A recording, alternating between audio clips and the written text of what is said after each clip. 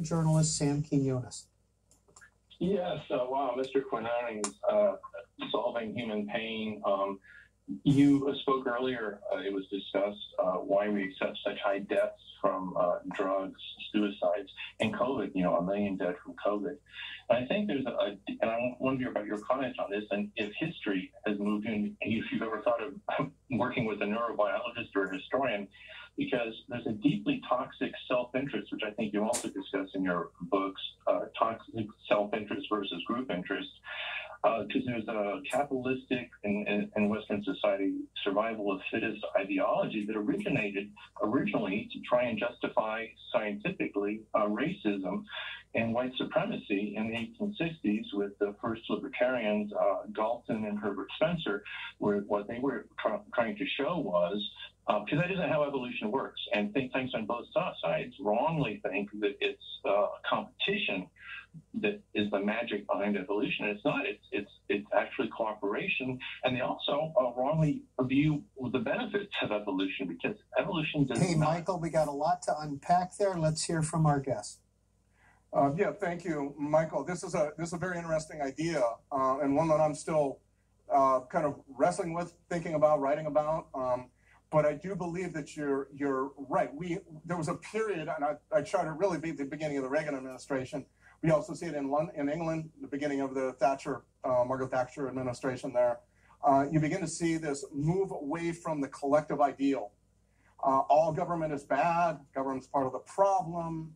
And they were addressing real issues. I mean, government had overstepped, in my opinion. There was a certain significant overstepping, but that does not mean, of course, the pendulum has to swing all the way to where it did. And my feeling is that as time went on, we lost sight, because we were so prosperous, certainly in this country.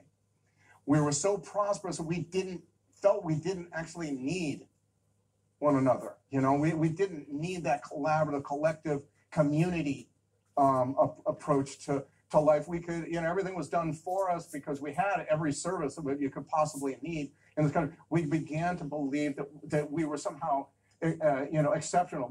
All those rules don't apply to us, right? And I think that that's what began to happen, certainly with the Reagan administration, and then that pendulum began to swing, and you began to see all these towns. For a good example is, okay, you want free trade. There's arguments for that, but you have to do something for those towns that have lost those factories that go to Mexico, go to Malaysia, go to China in colossal numbers. And it was almost as if we felt as a country like, well, you lose.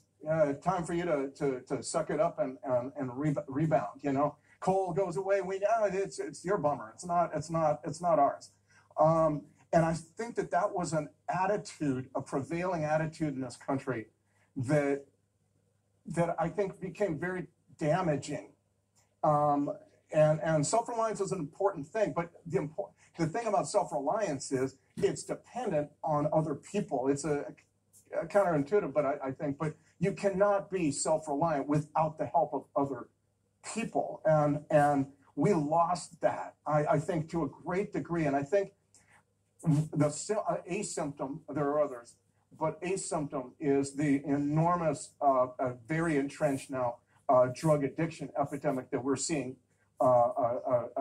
coast to coast. You also see it, though, in other statistics: suicide, depression, friendlessness. People don't have any friends, loneliness. You see a lot of things like this. You see big housing developments being built out in the middle of nowhere. So the next time you need to go buy a loaf of bread, you have to get in your car for 5 miles and that kind of thing. All of these things seem to be baked into American culture in the last 40 years. And I think the effect has been to corrode that community feel that we took so for granted, and has enormous benefits to us. And one of those is as a bulwark of defense against things like drugs. When you think about it, we evolved to be community beings. Human beings evolved to need, not to think that community was a good thing, to absolutely need it. We don't survive as a species without that movement towards each other that is essential. And we got away in this country, in the last 40 years, we believe that, well, it didn't really apply to us. And so you're seeing a lot of the things that sociologists and mental health experts and on, and journalists are noting about our culture today. The mass shooting phenomenon is another one. All of that kind of stuff.